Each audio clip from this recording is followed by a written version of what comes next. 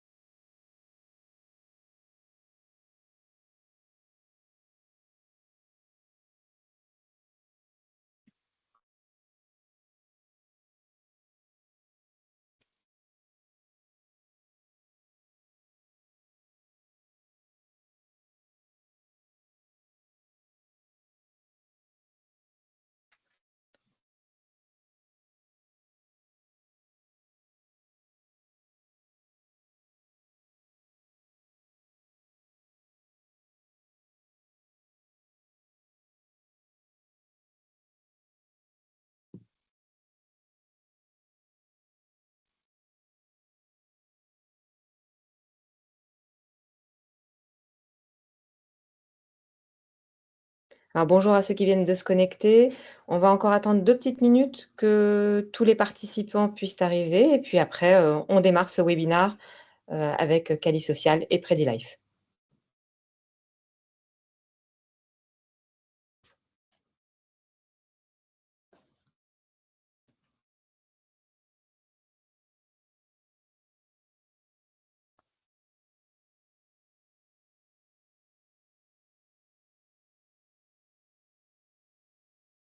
Message sympathique de tous les participants. Bonjour, bonjour à tout le monde.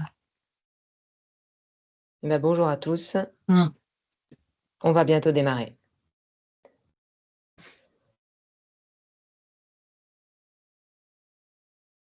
Bien, je propose qu'on démarre ce webinaire sur les grandes attentes des salariés en 2025 concernant la prévention santé, animé donc avec PrediLife que je représente et Cali Social.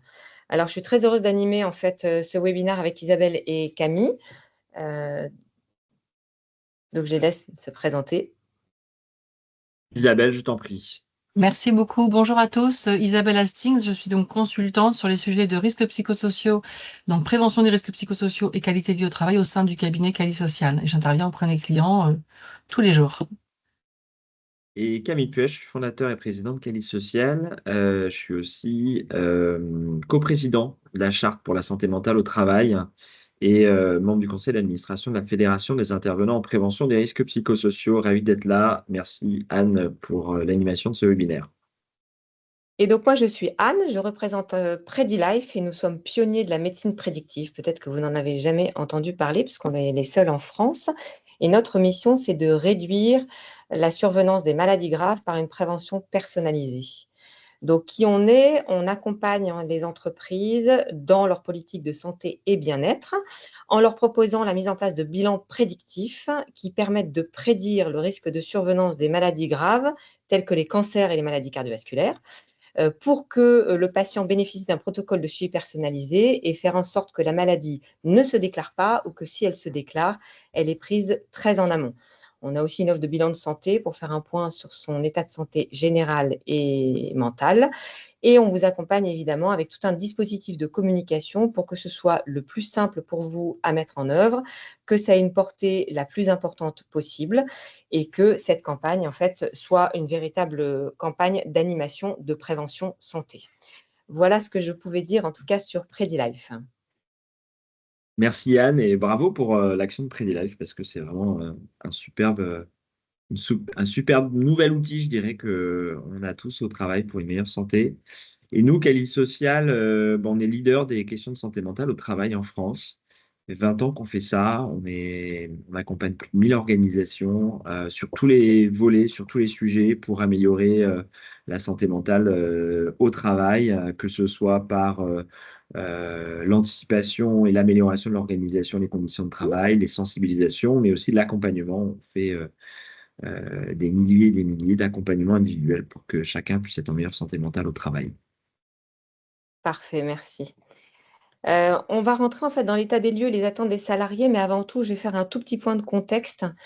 Dans quel environnement on navigue. Je pense que vous l'avez vu dans vos organisations, il y a une augmentation des arrêts de travail de longue durée. On va tous travailler plus longtemps avec la réforme des retraites. Aujourd'hui, il y a une augmentation aussi des maladies chroniques et des maladies redoutées. Et les salariés français, pour une partie, sont en mauvaise santé mentale. Donc ça, c'est un premier état des lieux qui nous permet de nous poser la question de se dire, est-ce que finalement l'entreprise est légitime pour se saisir de la santé des collaborateurs? Alors, c'est une question qu'on a posée parce qu'on s'est appuyé sur Ipsos depuis 3 ans pour établir un baromètre. Et en effet, dirigeants, DRH, directeurs RSE et salariés sont unanimes pour dire que l'entreprise est légitime pour se saisir de la santé des salariés. Donc ça, c'est déjà en fait une très bonne chose. Et ils sont tous unanimes aussi, à hauteur de plus de 90%, de dire que ça a un impact sur la performance. Quand on a refait une enquête là, cette année, on s'est demandé en fait, on a demandé aux salariés quelle était finalement la responsabilité ou pas, est-ce que l'entreprise était légitime ou responsable sur la santé des collaborateurs. À hauteur de 78%, ils estiment que leur entreprise est responsable de leur santé. Donc, c'est plus qu'un rôle en fait à jouer. Il faut qu'elles se prennent en charge la santé globale de leurs collaborateurs. Enfin, 87% estiment qu'il faut qu'elle investisse davantage dans la santé de ses salariés. Alors, sur une enquête précédente, on avait posé la question de savoir s'ils avaient un budget consacré. Il y avait seulement 11% des entreprises qui déclaraient qu'elles avaient un budget dédié à la santé des collaborateurs, hors action dite obligatoire en entreprise. Donc là, on a un vrai sujet, en effet, de comment je vais chercher des budgets, on pourra en reparler par la suite, pour essayer d'adresser en fait un besoin aujourd'hui qui est exprimé par les collaborateurs, et on en parlera tout à l'heure. Alors, je pense que vous allez bientôt voir et vous l'avez vu. Là, moi, hier, justement, j'habite dans une ville et j'ai reçu en fait un petit prospectus en disant que le mois prochain, c'est le mois de la santé. Alors, c'est déjà extraordinaire de pousser ça, mais la santé, c'est toute l'année, hein, que ce soit la santé mentale ou la santé.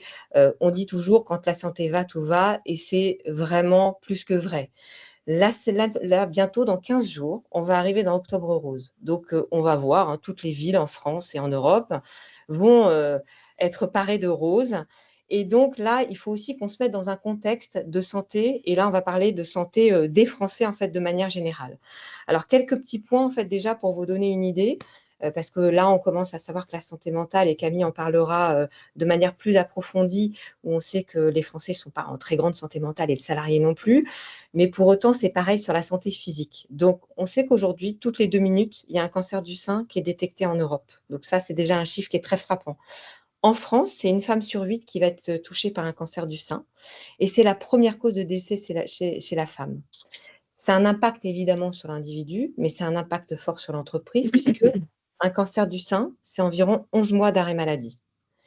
Et aujourd'hui, 40% des personnes qui apprennent qu'elles ont un cancer sont en poste. Donc là, on voit aussi que l'entreprise, évidemment, le salarié est impacté et c'est ce qui est le plus important, mais l'entreprise va être impactée par en fait un arrêt maladie et une réintégration du collaborateur qui va être malade. Aujourd'hui aussi, on a des maladies cardiovasculaires qui sont la première cause de décès dans le monde. Donc, tout ça va avoir un effet d'absentéisme et c'est l'enquête Ipsos qu'on a menée cette année. C'était l'impact de l'absentéisme et la réalité de l'absentéisme en fait en France. Donc aujourd'hui, donc ça on en a déjà parlé, ce qu'on peut dire c'est que c'est une réalité aujourd'hui, l'absentéisme, puisque 41% des salariés ont été absents sur l'année écoulée. Donc là, c'est l'année 2024. Dans Et cette année Anne, 2024, je me permets de oui, t'interrompre. Il y a une question qui se demandait si les datas que tu donnais oui. concernaient autant le secteur privé que le secteur public.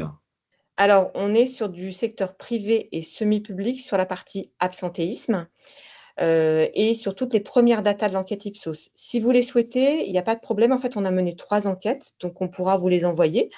Les 3 enquêtes, il y en a une sur la légitimité de l'entreprise et les attentes des salariés, une autre sur l'impact de la réforme des retraites sur la santé des collaborateurs et leurs souhaits, et la dernière, c'est sur l'absentéisme, la réalité des absences et quelles actions concrètes le salarié attend de l'entreprise pour lutter contre l'absentéisme en entreprise. Donc, si vous les souhaitez, on pourra tout à fait vous les fournir, il n'y a pas de problème. Donc, quand on dit en fait absentéisme, aujourd'hui, il y a beaucoup d'enquêtes qui sont sorties. Vous en avez, en fait, il y a beaucoup des courtiers, les assureurs qui ont sorti de ce type d'enquête. Donc, ça corrobore tous les chiffres que vous allez trouver. Une augmentation de l'absentéisme de longue durée, une stabilisation, grosso modo, en fait, de l'absentéisme global. Et donc, l'année dernière, il y a quasiment la moitié, en fait, des salariés français qui ont été absents. Et il y a pratiquement 10% qui ont été absents de longue durée, c'est-à-dire plus de 3 mois. Quand on leur a posé la question, mais est-ce que vous avez déjà eu une absence de longue durée durant votre carrière? C'est vrai que c'est 22% des salariés qui ont connu une absence de plus de 3 mois et 10% qui ont connu une absence de plus de 6 mois. Donc, on voit que ça a un impact et pour le salarié, et on verra en fait les cicatrices que ça peut laisser, et pour l'entreprise. Alors, les premières causes d'absence, et ça va aller dans le sens de ce que Camille va nous présenter tout à l'heure. La première cause d'absence, c'est le stress, l'anxiété et le burn-out. Donc, on voit que c'est pour 33% des salariés français et on voit que les CSP+, sont plus concernés que les ouvriers. Donc, on voit qu'en fait, c'est un écart quasiment de 8 points.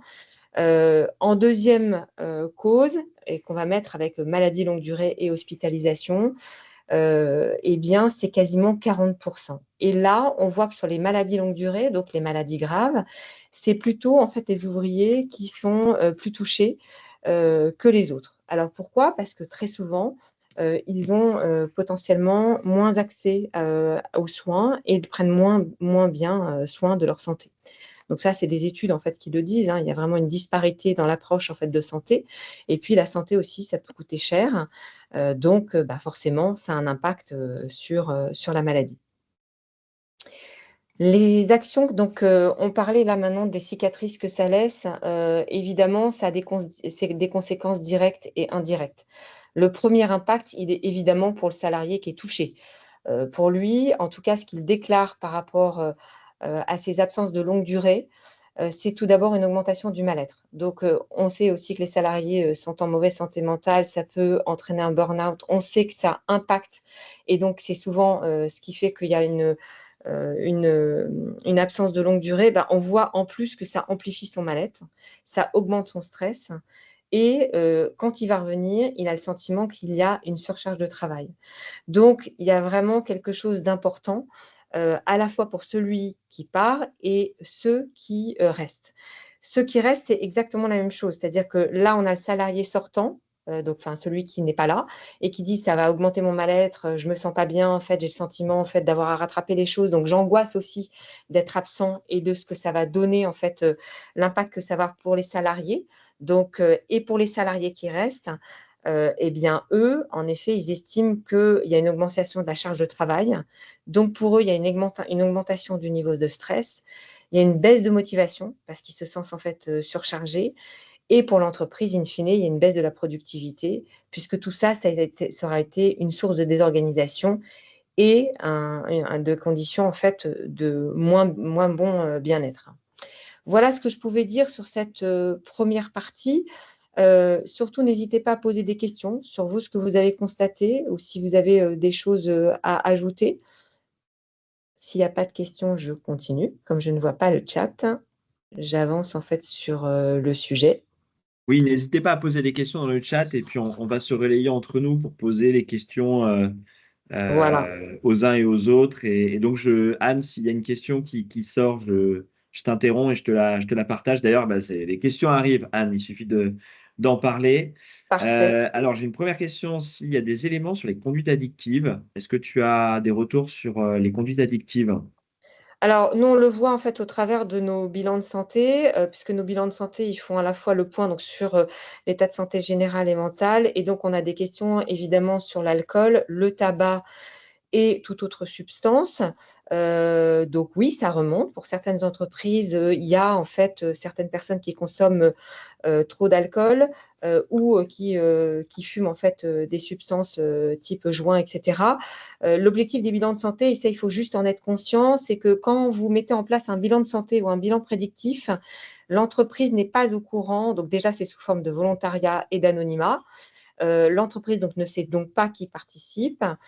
Par contre, elle va avoir des KPI de santé globale en fait, de ses collaborateurs, puisqu'on est sous le secret médical. Donc, c'est des données qu'on ne partage pas sur tel individu voilà, boit beaucoup trop d'alcool ou consomme en fait des substances type joint, etc. Pour autant, dans certaines entreprises, on le sait, et notamment dans les entreprises du bâtiment, il y a des dispositifs qui sont mis en place parce que ça fait partie des obligations en fait, que l'employeur a. Donc, ça fait partie des choses qui sont mises en place. Dans le cadre d'un bilan de santé, en effet, là, c'est anonyme et donc l'entreprise a une vision, entre guillemets, consolidée de la santé de ses collaborateurs. L'objectif de ça, c'est qu'elle puisse avoir des clés pour savoir quel type de prévention est nécessaire au sein de son entreprise. Donc ça, je pourrais vous donner. À la fin, vous verrez, on a un retour d'expérience. Camille et Isabelle vont partager un retour d'expérience sur ce qui est mis en place pour justement améliorer la santé mentale et la QVCT. Et moi, je pourrais vous partager aussi, et je partagerai ce qui est mis en place et le type de choses qu'on a partagé à une entreprise et à d'autres entreprises par rapport à des choses qu'on avait décelées au sein des bilans de santé. Je J'avais une pense. autre question, Anne, c'était est-ce que tu as le détail par genre et par âge? Et j'imagine en fait que sur les études complètes qu'on transmettra, donc je vois que toutes les personnes qui participent vont recevoir un mail à l'issue du webinaire avec les supports et les liens pour télécharger les études dont sont issus tous les chiffres qui sont présentés ici. Et j'imagine qu'il y a peut-être des détails par genre et par catégorie d'âge, Anne, sur Oui, tes oui, tout à études. fait. Tout à fait, oui, oui, c'est assez détaillé. C'est représentatif du paysage économique français. En effet, on n'est pas en fait sur la partie publique pure. En tout cas, on est sur privé, semi-privé. Mais oui, vous avez tout ça en fait là-dessus. Sur la partie chiffres, quand je vous cite les chiffres des maladies, ça c'est Santé publique France ou c'est l'INCa. Donc ça, vous le retrouverez aussi dans la présentation. Ce ne sont pas des chiffres en fait que j'invente. Donc ça, c'est des chiffres qui sont tout à fait publics, hein. Les 11 mois d'arrêt maladie, typiquement pour un cancer du sein, ça c'est Amélie. Voilà, donc ça, ce n'est pas des chiffres que nous, on constate, puisque l'objectif, hein, avec nos dispositifs médicaux, c'est vraiment de lutter et de faire en sorte que la maladie ne se déclare pas. S'il n'y a pas d'autres questions, en fait, j'avance, puisque là, on arrive maintenant, on a planté le décor, on voit que il y a une augmentation des arrêts maladie longue durée. On voit que ça a ses sources en fait, de désorganisation en fait, en interne. Et maintenant, en fait, l'objectif, c'est de dire bah, finalement, quelles sont les actions qui sont attendues par les salariés. Alors, c'est intéressant parce que les actions qui sont attendues par les salariés, on les a dans les 3 enquêtes. Et donc, dans celle-ci qui était aussi sur l'absentéisme, dans les 3 enquêtes, ce sont ces items qui remontent. Et il remonte en fait et vous le voyez avec des variations de points que vous retrouvez en fait en bas en gris. Donc dans le top 5 des actions qui sont attendues, la première, on est vraiment quasiment à hauteur de 90 c'est proposer des outils pour lutter contre le stress et le maintien de la santé mentale. Ça tombe bien puisque Camille va en parler en détail tout à l'heure pour vous donner en fait les clés pour maintenir la santé mentale de vos collaborateurs. Le deuxième point, en fait, il rejoint le premier, même si c'est un item qui est un micro-item par rapport en fait, au premier. Et en deuxième point, c'est proposer des bilans de santé et dépistage à ses salariés. Aujourd'hui, c'est quelque chose qui n'est pas mis en place. Dans le déclaratif, c'est un pouillème des actions qui sont mises en place, puisqu'on est en deçà des 10%. Et très souvent, c'est confondu, et on l'a vu dans les enquêtes, par la visite médicale en fait, donc du travail. Et il y a aussi en fait les membres du COMEX qui en bénéficient. Donc là, on voit qu'il y a une véritable demande de démocratisation au bilan de santé ou au dépistage, puisqu'aujourd'hui, en fait, ce n'est pas fait. Après, on est vraiment dans de la sensibilisation et de l'éducation. Donc, inciter à ce qu'ils prennent soin d'eux. Et en même item, en fait, encourager la pratique sportive. Et ça, d'ailleurs, c'est des choses qui sont déjà mises en place, hein, on le voit. Voilà sur cette première partie ce que je pouvais dire. Et là, maintenant, je vais laisser place à la santé mentale et Camille qui va tout vous expliquer.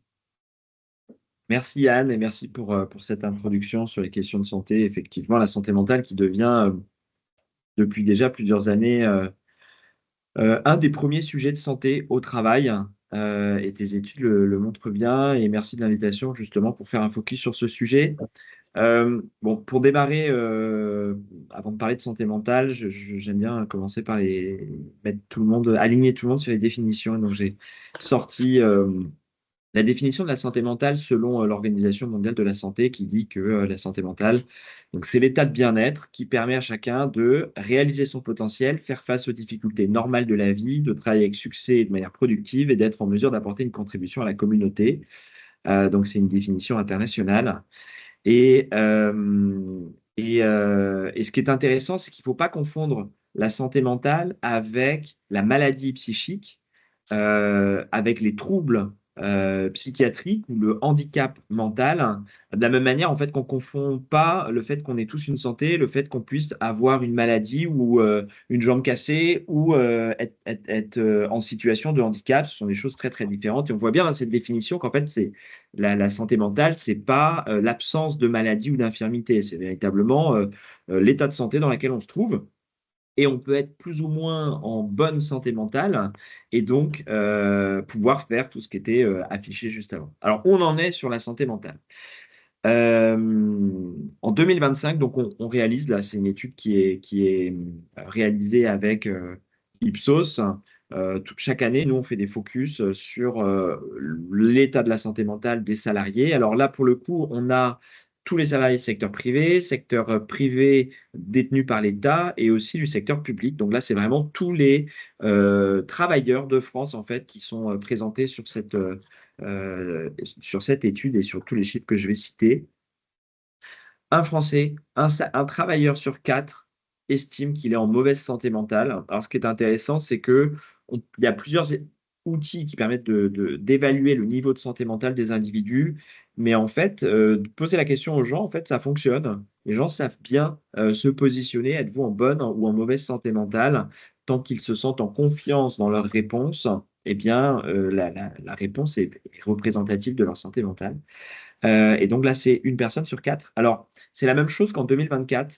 Il faut comprendre que la situation s'est fortement dégradée avec la Covid. Avant la Covid, on était plutôt à une personne sur 7, voire une personne sur 8. Donc à peu près moitié moins de ce qu'on a là, hein, entre 13, 15, 16, 17% en fonction des années et des périodes de crise, parce que toutes les périodes de crise occasionnent une dégradation de la santé mentale. On s'attendait à ce que la Covid une fois passé, on revoit la santé mentale reprendre, je dirais, un niveau usuel. Et en fait, ce n'est pas ce qui s'est passé. Et ça, c'est lié à tous les effets qui ont été occasionnés par la Covid sur notamment le climat, enfin, les effets de la Covid, la dégradation et la prise de conscience de la dégradation climatique s'est faite beaucoup pendant cette période. Il y a aussi la crise économique qui a suivi, la dégradation économique qui suit la crise de la Covid qui affecte la santé mentale, et puis aussi la crise politique, l'instabilité politique dans laquelle la France se situe. euh, occasionne également ces données. Ce qu'on a vu dans tous les pays du monde, hein, une dégradation de la santé mentale avec la Covid, sauf que les autres pays, la situation s'est améliorée depuis. Et en France, on reste à un niveau très, très élevé de une personne sur quatre. Sur la planche qui suit, on va parler de... Ah, Anne, Ah, ouais, merci. Du lien, alors nous, on étudie le lien, j'aime bien en parler un petit peu parce que on a un enjeu de sensibilité, de sensibilisation euh, euh, sur le lien entre le travail et la santé mentale. Aujourd'hui, c'est méconnu la santé mentale. Déjà, ce que j'ai raconté, il y a beaucoup de personnes qui ne savent pas en fait que la santé mentale, c'est une question de, on en a tous une et que ce n'est pas la bipolarité, la schizophrénie et tous les troubles psychologiques. Et donc, on a comparé finalement les populations qui sont en bonne santé mentale avec celles qui s'estiment en mauvaise santé mentale pour regarder l'impact sur le travail, sur les items notamment de productivité, de création de valeur, pour voir s'il y avait un lien entre les deux.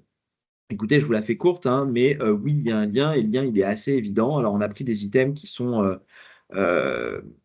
qui marchent dans tout métier, en fait, hein, que vous travaillez dans le public, dans le privé, chez Hermès, chez Nestlé, peu importe, en fait, l'énergie, la capacité de concentration, le dévouement, l'implication au travail, l'engagement, eh bien, sont des déterminants de la création de valeur et de la productivité. Et en fait, on s'aperçoit qu'il y a un lien direct entre les personnes en mauvaise santé mentale et les personnes en bonne santé mentale avec ces indicateurs de productivité, plus 55%, une bonne énergie au travail quand ils sont en bonne santé mentale versus en mauvaise santé mentale.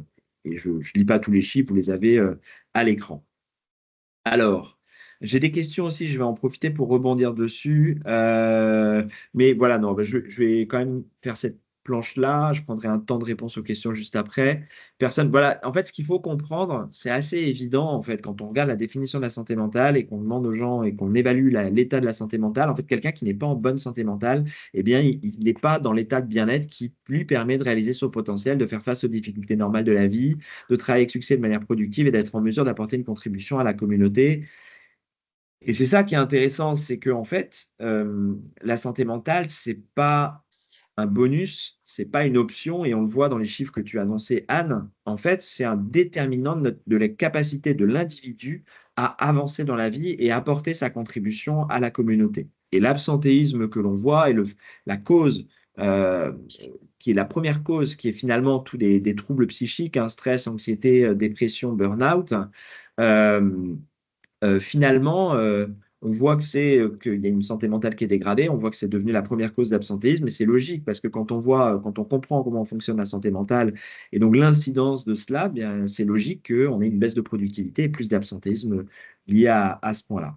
Alors, je vais répondre aux quelques questions. Qu'est-ce que j'ai vu là? J'ai une étude très intéressante de l'Institut Montaigne sur la santé mentale des jeunes pour les intéresser. Je vous invite à aller. Je faisais partie du comité de relecture de cette étude Terram, Institut Montaigne sur les jeunes. Suggestion d'outils action, lutter contre le stress, on en parle juste après Karine. Jacques qui Mm. nous demande, même chose, on en parle après. Blablabla, responsabilité du salarié, c'est une vieille approche Hygiéniste. hygiéniste. Oui, alors Jacques, on pourrait en parler, mais ne pas le faire, hein, c'est pas parce qu'on en parle que ça déresponsabilise les entreprises et c'est pas parce que on n'en parle pas que ça ne responsabilise pas les personnes. En fait, c'est holistique. Il faut à la fois avoir une approche hygiéniste et à la fois une approche organisationnelle et collective. Donc, c'est pas un sujet de un responsable et une victime. En fait, c'est holistique, c'est systémique. C'est un enjeu de société. On doit tous avancer ensemble. Constance, ah oui, qui répond à des questions. Guillaume, point de départ à la maladie psychique. Alors, la santé mentale dégradée, en fait, quand on y est exposé, favorise le développement des maladies psychiques. Donc, ce n'est pas simplement un état de forme, c'est globalement, si on reste en méforme, et c'est pareil sur la santé physique, eh bien, les maladies se développent. C'est un terreau, la mauvaise santé mentale, c'est un terreau à la maladie et même au handicap. Et santé mentale presque tabou. Mais écoutez, Barbara qui dit que c'est tabou dans les entreprises, bah, c'est ce qu'on essaie de faire, c'est de le rendre de moins en moins tabou et qu'on puisse en parler au même titre qu'on parle de santé et de cancer. Tu parlais de cancer tout à l'heure. Et c'est Ouais. la grande cause nationale cette année, c'est ça l'enjeu d'une grande cause nationale. Le cancer du sein a été 3 fois grande cause nationale. Aujourd'hui, il y a Octobre Rose, mais revenez il y a 20 ans, 30 ans, je vous assure que le cancer du sein, c'était tabou, on n'avait pas le droit d'en parler, on avait honte du cancer du sein et le monde a bien changé grâce à justement ces années de grandes causes nationales. Et l'éco-anxiété, alors j'en ai pas ici, mais effectivement, il y en a beaucoup. Et que pensez-vous de la formation Premier Secours en santé mentale? Je vais répondre à cette question, elle est intéressante. Alors, Premier Secours en santé mentale parle beaucoup des maladies et du handicap psychique, peu de ce que moi j'évoque, à savoir la santé mentale dont on a tous et dont on est tous concernés, qui fluctue en fonction de ce que l'on vit et qui touche 25% de la population française aujourd'hui. Formation premier secours en santé mentale, c'est plus comprendre la schizophrénie, la bipolarité, les réactions émotionnelles et quelle posture adopter face à ces réactions. C'est plus même chose, hein, une formation de société. Et donc au travail, j'ai eu plusieurs retours de sentiments de décalage par rapport au quotidien où on voit une santé mentale dégradée, mais ce n'est pas ce qu'adresse la formation PSSM. Alors, je continue. Je sais que j'ai jusqu'à 12 heures sur mon propos, donc il me reste encore 2 minutes. Retenez ce chiffre. 25% de la population, mauvaise santé mentale, c'est 30% de perte de productivité, de création de valeur pour notre société, notre communauté. C'est colossal. Donc, il y a l'absentéisme, mais ça, c'est la partie émergée de l'iceberg, mais vous avez toute la partie immergée. C'est l'impact sur notre capacité à donner notre plein potentiel pour notre communauté qui est affectée. Et ce 30%, il est colossal. Euh, et on peut passer à la suivante. Alors, quelques éléments de contexte. Plan de prévention au travail, c'est 23% des salariés, c'est très faible. Ceux qui l'ont, 83% estiment que ça a été utile pour améliorer la santé mentale. Donc, on va commencer à rentrer dans le concret. Et en termes de résultats, plus 26% de salariés en bonne santé mentale, plus 20% de salariés engagés au travail dans les organisations dans lesquelles il y a un plan de prévention complet. Enfin, c'est un pléonasme de dire un plan de prévention complet, mais un plan de prévention santé mentale et pas seulement quelques mesures parcimonieuses. Slide d'après. Anna, s'il te plaît. Ouais, C'est passé. super. Il y a un décalage, je suis Merci. Ouais, il y désolée. a un petit décalage. La QVCT, enjeu prioritaire. La QVCT, qualité de vie et conditions de travail. On a l'impression que c'est le confort au travail, moins travailler moins, faire plus de pauses, avoir plus de tickets resto, etc. C'est pas ça la QVCT. La qualité de vie au travail, c'est ce que vit la personne au travail. Est-ce que je me sens utile? Est-ce que je me sens en sécurité? Est-ce que je me sens soutenu? Est-ce que je comprends la stratégie? Est-ce que j'ai un rôle? Est-ce qu'il y a un sentiment de justice au travail? C'est tout ça la QVCT. Eh bien, 91% cette année estiment que c'est prioritaire ou important, plus 3 points par rapport à l'année dernière. Et ça, c'est vraiment le déterminant. C'est ce qui fonctionne le plus dans les organisations dans lesquelles il y a une bonne QVCT. On a 64% de salariés en bonne santé mentale, de plus que dans celles où il y a une mauvaise QVCT. Donc, c'est vraiment l'enjeu. Je vous partage, et tu peux aller à la slide suivante, ça va être la fin de mon propos. Exactement, Barbara elle dit un commentaire, je le valide, hein, la QVCT n'est pas juste le baby-foot dans l'espace partagé, même ça n'a rien à voir, hein. C'est plutôt tout ce qui est évoqué juste ici. Alors là, vous avez en bleu ce qui est sollicité par les salariés. Tu disais, Anne, c'est l'enjeu de ce webinaire, mais que désirent les salariés, que demandent les salariés? En fait, ce qu'ils veulent, c'est d'abord le sentiment de sécurité au travail. On est dans une période très incertaine, le monde du travail est très incertain, et de fait, la demande prioritaire, c'est le sentiment de sécurité au travail. Ce qui arrive en deux, c'est la bonne ambiance et les relations humaines. On a besoin, le lien, on est une race, une espèce profondément sociale et sociétale. On a besoin de l'autre. C'est la deuxième, ce qui arrive en deux. Et en trois, on a l'organisation du travail, des tâches. On a envie de se sentir utile, on a envie de se sentir efficace, on a envie de comprendre comment fonctionne l'organisation et son rôle au sein de l'organisation. Donc ça, c'est les trois priorités des salariés et l'impact sur la santé mentale. Donc on compare ceux qui l'ont, ceux qui ne l'ont pas. Et en fait, ce qui marche le mieux pour une bonne santé mentale, c'est le sentiment d'utilité et de comprendre l'organisation dans laquelle on est utile. Voilà. Et ça, c'est assez intéressant parce que se sentir utile, être efficace, ce sont vraiment des déterminants pour la meilleure santé mentale. Je crois que c'était mon dernier support et les deux, j'ai un petit peu dépassé. Je passe la main à Isabelle et puis je regarde Merci vos Camille. questions dans le chat. Merci Ok, Isabelle. merci Camille pour toutes ces précisions. Donc, effectivement, toute cette situation, état de la situation dans les entreprises sur la santé mentale, mais qu'est-ce qu'on peut faire concrètement? Comment est-ce qu'on peut mettre des leviers de transformation en place? Alors, il y a le schéma classique de l'OMS sur la santé qui peut aussi se décliner sur la santé mentale au travail, qui est l'articulation en 3 niveaux de prévention, de manière assez schématique. On a la prévention primaire, secondaire, tertiaire. Pour ceux d'entre vous qui sont déjà dans le sujet de la prévention, vous connaissez bien ça. Pour les autres, très très simplement, en fait, la prévention primaire, c'est l'anticipation, c'est qu'est-ce que je fais en amont du risque pour prévoir et pour pouvoir déployer un plan qui soit adapté à mon entreprise. Donc, toutes ces actions que vous voyez listées dessous, que nous on fait, mais que d'autres acteurs, d'autres cabinets font et que les acteurs internes également peuvent déployer dans leur entreprise. Donc, la prévention primaire, c'est l'anticipation, c'est la planification des actions auprès des salariés. La prévention secondaire en santé mentale, c'est tout ce qui va permettre de outiller autour du risque, autour de la situation de fragilité. Comment est-ce qu'on outille les parties prenantes, à savoir les managers, les salariés, les agents, puisque parfois on est aussi dans le secteur public, à comprendre ce qui se passe et à pouvoir être mieux armés pour faire face aux situations. Donc, je rejoins tout à l'heure une remarque qui a été faite sur la responsabilité. À qui est-ce qu'elle échoue cette responsabilité de savoir qui prend en compte la santé mentale? En fait, c'est une responsabilité partagée, à la fois le salarié de sa propre santé et puis l'employeur de mettre à disposition le maximum d'éléments de formation pour renforcer les ressources de ses salariés. Donc, prévention secondaire, c'est tout ce qui va être autour de la sensibilisation, formation. Et ensuite, une fois que le risque est survenu, on est comme sur une sorte d'échelle chronologique. Il y a avant le risque, autour du risque et après le risque. Une fois qu'il est survenu, comment est-ce qu'on répare? Et donc là, c'est la prévention tertiaire. Toutes les actions qui peuvent être être mises en place par l'entreprise, directement en interne, ou alors avec des préventeurs externes, pour pouvoir réparer, prendre en charge, prendre en compte les personnes qui ont subi ce risque et qui ont donc dégradé la santé mentale des salariés, soit individuellement, soit au niveau plus collectif, plus global. Bah, Donc ça, c'est merci vraiment Isabelle. l'articulation du plan de santé mentale. Pardon, vas-y Anne, je te repasse la parole.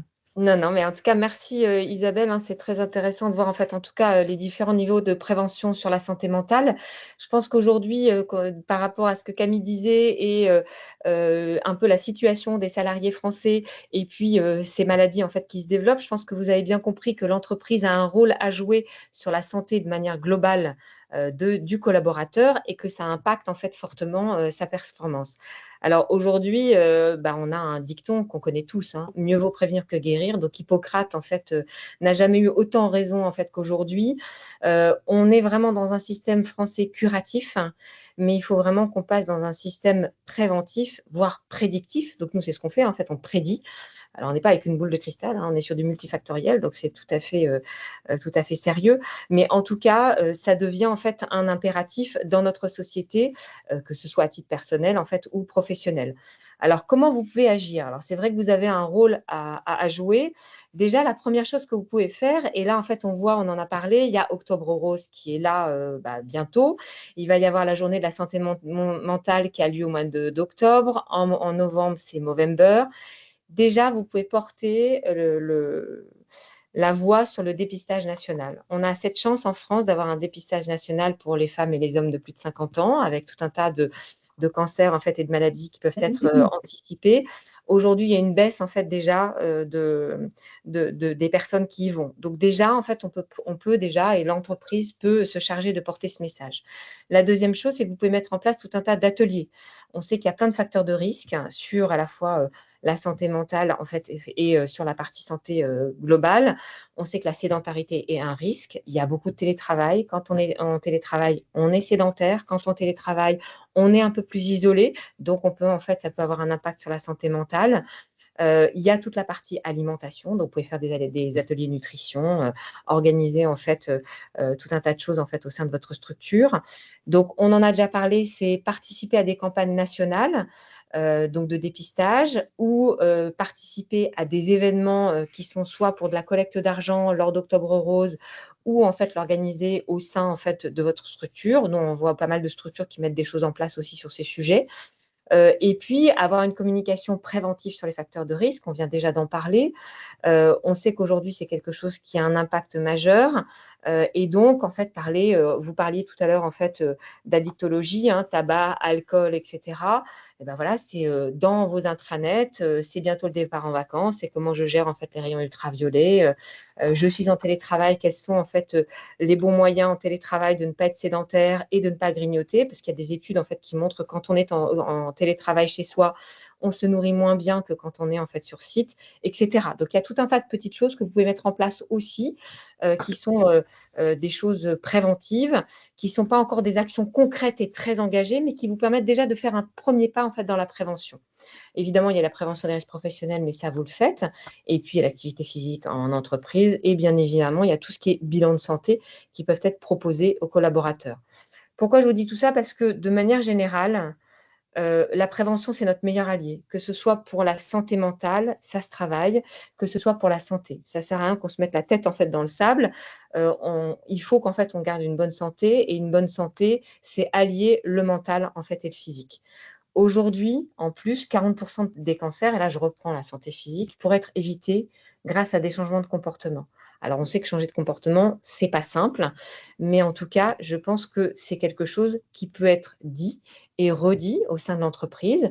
Vous offrez des titres repas pour certains, vous avez une cantine, donc généralement vous essayez de faire des repas élaborés. Justement, en fait, là, c'est comment est-ce que je fais en sorte qu'on mange moins de produits transformés, comment en fait j'essaie de porter la parole sur ces sujets. Et on parlait là de tabous liés à la maladie. Malheureusement, le cancer en entreprise reste encore extrêmement tabou. On a posé la question, en fait, et vous le verrez dans les enquêtes, c'est pas facile d'annoncer qu'on va être malade longtemps, quel que soit ce qu'on a. Et on sait, et nous on le voit dans les entreprises qu'on accompagne, c'est compliqué en fait de dire que j'ai un cancer et ça reste encore tabou. Donc l'objectif aussi de prendre ces sujets en main sur la prévention, c'est vraiment de faire en sorte de faire tomber ce tabou. Et il n'y a rien de plus facile, on va dire, que dans des cas où c'est porté par la France entière. Donc cette année, c'est l'année de la santé mentale. Dans 15 jours, c'est Octobre Rose, donc c'est beaucoup plus simple pour une entreprise de se glisser dans un mouvement national qui est porté par quasiment tous les Français. Donc, c'est des occasions en fait à saisir et vous verrez en fait que l'année peut être rythmée par tout un tas de sujets. Vous avez la semaine de la QVCT, vous avez la semaine de la santé et de la sécurité au travail. Enfin, vous avez tout un tas de choses sur lesquelles en fait d'ailleurs certaines entreprises s'engouffrent pour proposer en fait des actions concrètes à leurs collaborateurs. Donc aujourd'hui, investir dans la santé, même si parfois vous avez un manque de moyens, bah, évidemment, c'est idéalement toute l'année, parce que c'est là, en fait, on a les meilleurs effets.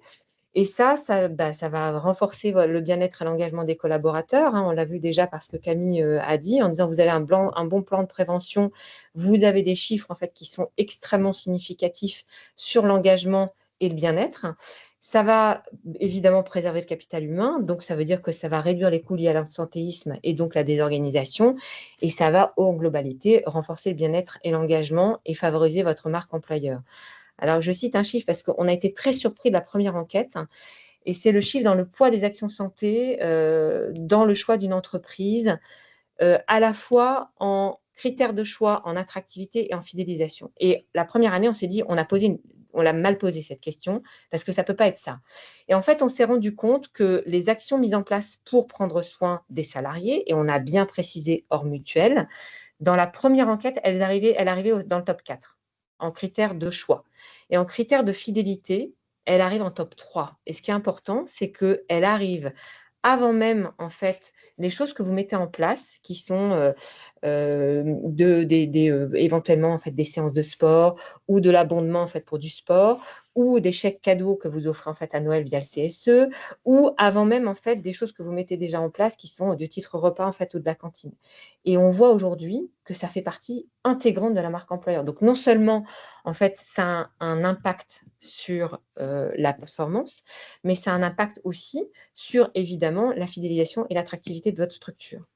Voilà en tout cas pour ce que je pouvais dire sur toute cette partie. Je ne vois pas les questions, donc j'imagine Camille que tu m'aurais interrompu s'il y avait des Il y a questions. tellement de questions et Il y a pas tellement de mal de questions. conversations que c'est impossible de nous interrompre pour tout y répondre. Et je pense qu'on n'a pas du tout prévu assez de temps pour cette session. Ça discute dans tous les sens, donc On c'est essaye d'y vraiment, répondre, on essaye. voilà. Mais il nous Bon, reste 3 minutes peut-être pour adresser les cas concrets. Peut-être qu'on peut prendre 3 minutes, parce qu'il Exactement. y a Alors, on va prendre beaucoup de 3 minutes demandes pour sur… adresser les cas concrets. Voilà. Donc, moi, je vais aller très vite. Là, je vous donne une idée pour Octobre Rose. C'est valable pour Movember. C'est valable pour la semaine de la QVCT.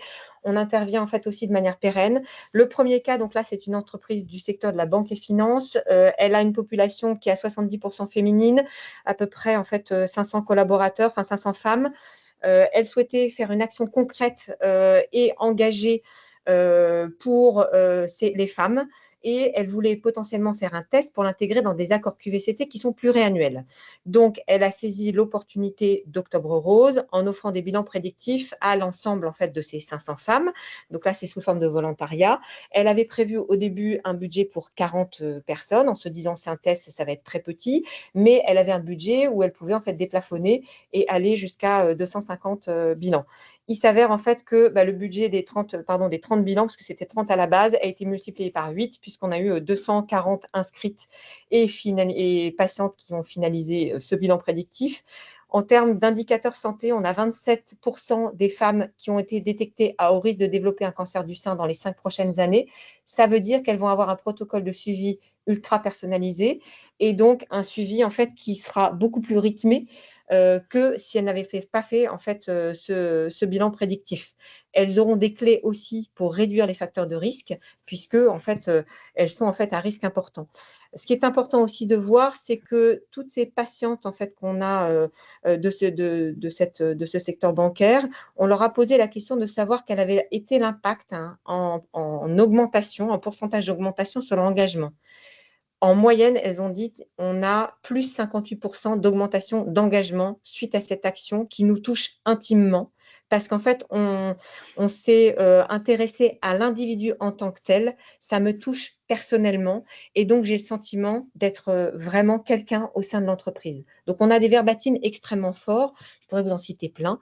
Mais en tout cas, voilà, je voulais vous donner quelque chose de très concret pour que vous voyez en fait un peu comment ça peut se donner. Alors après, quand on est sur des bilans de santé plus larges et multipathologies, on a tout un tas d'autres indicateurs qu'on donne en fait à l'entreprise pour pouvoir justement capitaliser sur ces indicateurs et rythmer sa communication par rapport en fait à l'état de santé global en fait de sa population.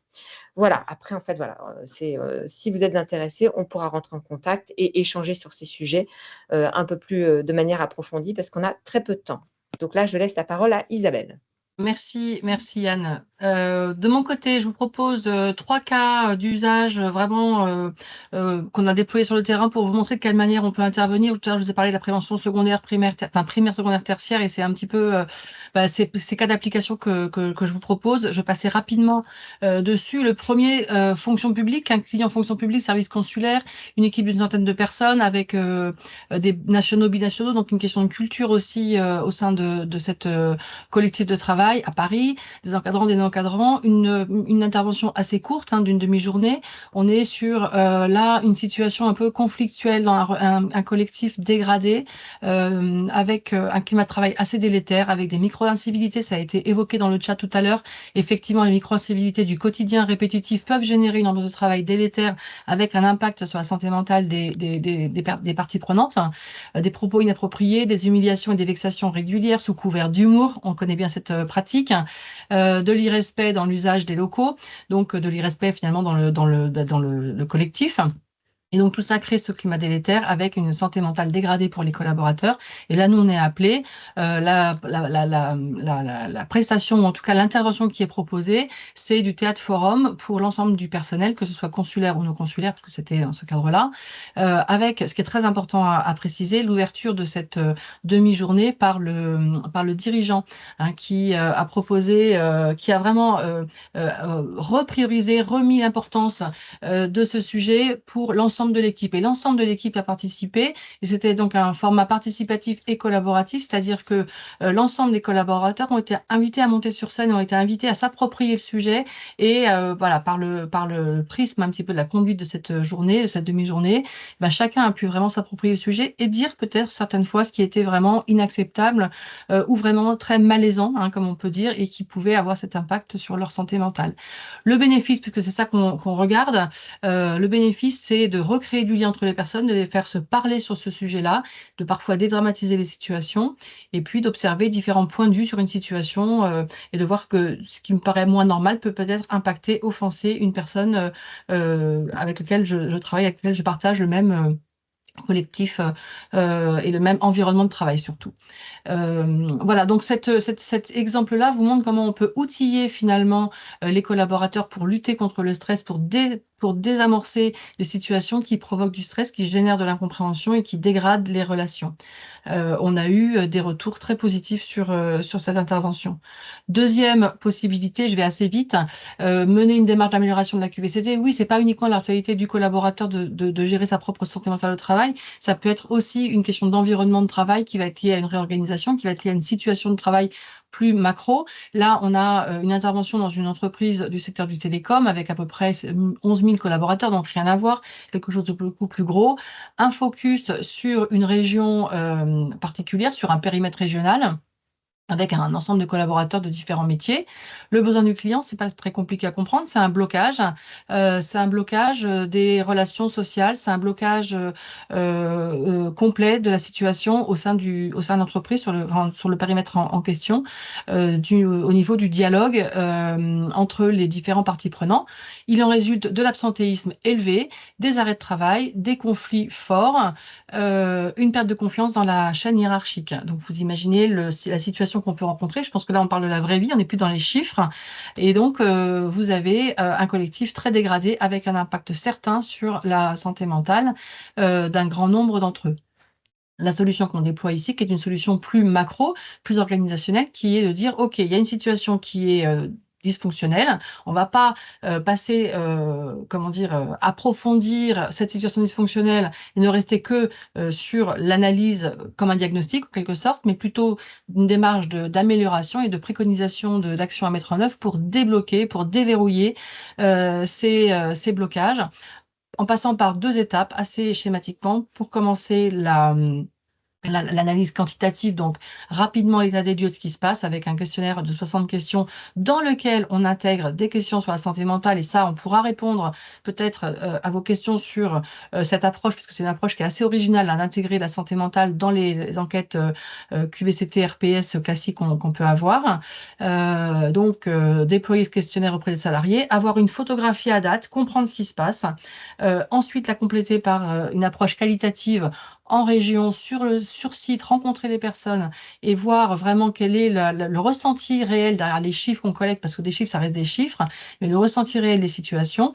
Et puis ensuite, mettre en place de manière collaborative avec un copil composé du CSE et de la DRH, mettre en place un plan d'action, nous des préconisations et eux un plan d'action pour sortir de cette situation bloquée.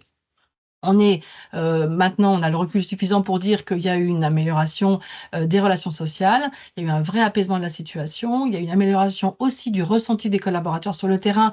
Et ça, c'est pas uniquement ce qu'on aimerait, enfin, la pensée magique, hein, c'est ce qui a été rapporté au dernier CCCT où j'ai participé avec le retour des délégués syndicaux sur la situation qu'ils observaient sur le terrain. Donc, c'est même des délégués syndicaux qu'on avait en début de mission qui étaient vraiment dans un conflit très ouvert et qui remontait ces alertes terrain. En fin de mission, après cette démarche, donc un réel amélioration sur le terrain et une réelle amélioration du dialogue social. Et on l'a Et, constaté mécaniquement avec la baisse des arrêts de travail. et, Isabelle, cette situation, je la connais. Et en fait, je trouve très intéressant, c'est que tu pars d'un conflit, une désorganisation, et à la fin, on obtient des salariés qui voient que les choses s'améliorent, un climat entre les partenaires sociaux et la direction qui est complètement apaisé et qui est constructif, et des dirigeants qui sont contents, en fait, d'avoir non pas adressé l'aspect très organisationnel, mais plutôt les relations humaines. Et malheureusement, souvent, quand ça va mal, et c'est une période d'incertitude, et toutes les organisations publiques et privées sont concernées, ça se dégrade, Mm, mm. on a tendance à vouloir résoudre le problème par l'organisationnel, alors que prendre le temps des relations humaines, de ce que chacun vit, et de dialoguer, même à l'échelle de 11 000 collaborateurs, eh bien, ça marche. Ça Et ça, marche. c'est la bonne nouvelle. Ouais.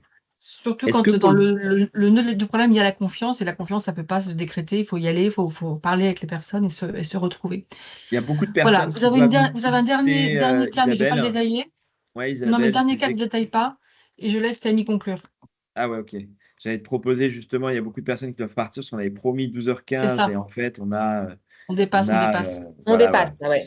on dépasse. Donc on va aller directement à la conclusion. Je ne sais pas si ça fonctionne parce que j'ai rajouté le support. Bon, allez, tant pis, ça passe pas, il n'est pas passé pour rafraîchir. Euh, Moi, ce que je voulais vous évoquer, je l'ai mis dans le chat. Euh, En fait, la question de la santé mentale, c'est un sujet qui est devenu principal aujourd'hui au milieu dans le travail. Je voulais vous parler de la charte pour la santé mentale au travail qui a été lancée fin août avec le soutien de donc Michel Barnier qui avait lancé la grande cause nationale avec le soutien de la ministre du Travail Astrid Panosyan et Yannick Neuder, le ministre de la Santé, justement pour que ça devienne un enjeu stratégique, que ça puisse concerner les dirigeants, les managers, les RH, les représentants du personnel, les salariés, que tout le monde travaille dans le même sens. Ce n'est pas un sujet d'opposition, ça n'est pas qu'un sujet d'opposition. Il y a des mauvais comportements, il faut les réguler, mais en fait, ça touche toutes les strates et tout le monde est concerné et c'est un travail qu'on doit faire tous ensemble. Je vous l'avais mis dans le lien, donc dans le chat, pardon, pour pouvoir accéder à la charte. Il y a déjà plus de 100 entreprises privées et publiques qui ont manifesté leur intérêt de signature. Les signatures vont avoir lieu le 20 novembre. Donc, il y aura de la documentation, il y aura toute la presse qui sera dessus et qui relaiera. Mais on attend toutes les manifestations d'intérêt de signature. Donc, si vos organisations souhaitent justement s'inscrire dans une approche stratégique, communautaire et collective pour une meilleure santé mentale au travail. Je vous invite à aller, je vais remettre dans le chat le lien, mais aller directement sur le site de l'Alliance pour la santé mentale pour manifester votre intérêt. Voilà. Et je te laisse la parole, Anne, pour conclure. Eh ben parfait. Je pense qu'on a tout dit en fait, hein, et donc c'était un sujet qui était vaste et on voit que ça a généré beaucoup de questions. Donc on aurait pu rester des heures, hein, parce que moi j'ai dit le tiers du quart du cinquième que j'avais de ce qu'on pourrait dire. En tout cas, ce qui est certain, c'est qu'on se dit que la prévention, c'est plus une option. Donc là, aujourd'hui, maintenant, je pense que vous en êtes tous conscients, que ce soit la santé mentale ou physique, on voit que c'est un levier puissant d'engagement et surtout de performance durable. Donc, et l'objectif aussi, c'est que vous puissiez le mettre en place. On voit que c'est pas si compliqué que ça. Donc, que ce soit sur la partie mentale, en fait, et sur la partie physique. Qu'on peut vous donner des clés. Et puis, évidemment, pourquoi ça fonctionne aussi? Parce qu'on répond en fait à une demande qui est assez importante des salariés, puisque c'est ce qu'ils nous disent en fait dans les différentes enquêtes. Et c'est marrant parce qu'on a lancé ces 2 enquêtes en fait en parallèle avec Ipsos, donc avec des équipes qui étaient complètement différentes. Et on voit qu'évidemment tout se rejoint. Donc, en tout cas, je vous remercie 1000 fois d'avoir participer à ce webinaire. Et puis, moi, je vous mets aussi dans le chat des informations sur Octobre Rose si vous voulez aussi participer, embarquer vos équipes sur la partie santé physique et mentale avec des bilans de santé. Voilà, on est là en tout cas avec les équipes de Cali Social pour répondre à toutes vos questions sur tous ces sujets en fait de prévention au sens large. Et je rappelle, ça a été dit dans le chat, mais il y a eu beaucoup de questions. Le replay sera disponible. Les supports, toutes les personnes qui ont participé vont recevoir les supports avec les liens vers toutes les études qui ont été citées pendant cette présentation. Voilà, merci à tous. Et ceux qui ont des questions sur comment on fonctionne, j'ai vu aussi Anne sur comment ça marche, combien ça coûte sur PrediLive. En fait, il faut aller sur le site de PrediLive et mettre nous contacter. Alors, en fait, j'ai envoyé un lien sur Octobre Rose. Vous allez sur le site de PrediLive, vous faites une demande de contact.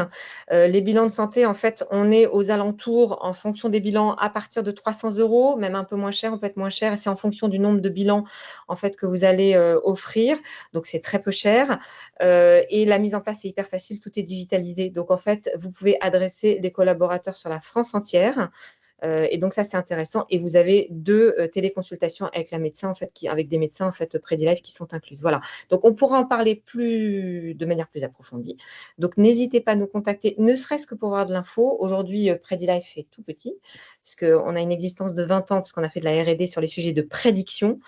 Mais en fait, on n'a que 2 ans en fait sur la partie développement commercial. Donc voilà. Donc en tout cas aussi, merci à Cali Social de nous avoir invités. On a des sujets qui sont communs. Donc on se rejoint vraiment sur un ADN en mettant au cœur en fait des organisations la prévention santé. Voilà. Bravo Anne, hein, parce que ce que vous faites, c'est top. Et puis, tu vois, de la transparence, de sortir des prix 300 € par bilan prédictif de santé, c'est hyper simple et c'est vraiment agréable qu'on puisse travailler comme ça. Moi, ça fait 17 ans que je fais ce métier et je trouve qu'on s'améliore chaque jour. Et je trouve que avec ce que vous faites, c'est encore une fois de plus une amélioration qui va permettre à notre communauté, à notre société d'être en meilleure santé au travail et même en dehors. Voilà. Merci à Merci à tous. tous. Merci à tous et à très bientôt. Au revoir.